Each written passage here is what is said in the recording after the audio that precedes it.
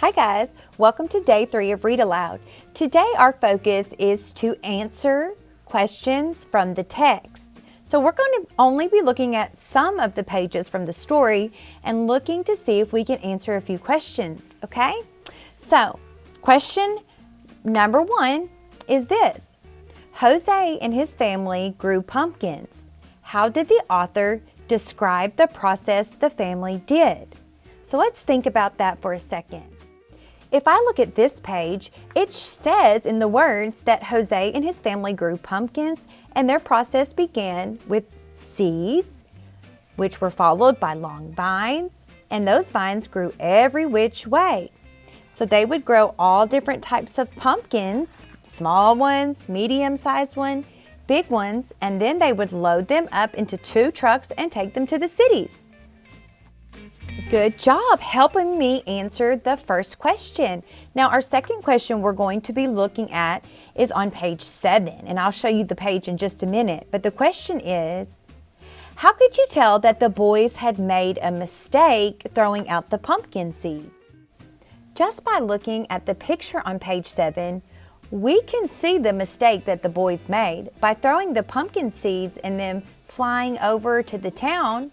Now the town is filled with pumpkin vines. So that is the mistake the boys made. Good job on question number 2, guys. Now help me answer this question. How did the townspeople's feelings change regarding the pumpkins throughout the story?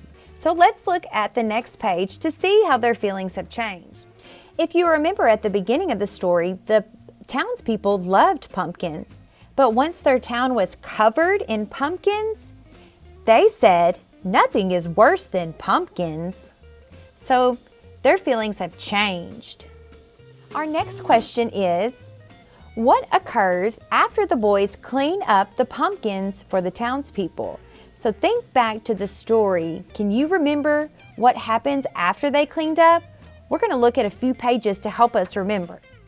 The first thing that occurs is the townspeople noticed a huge mountain of pumpkins and a hill of vines and the tired brothers laying down and sleeping.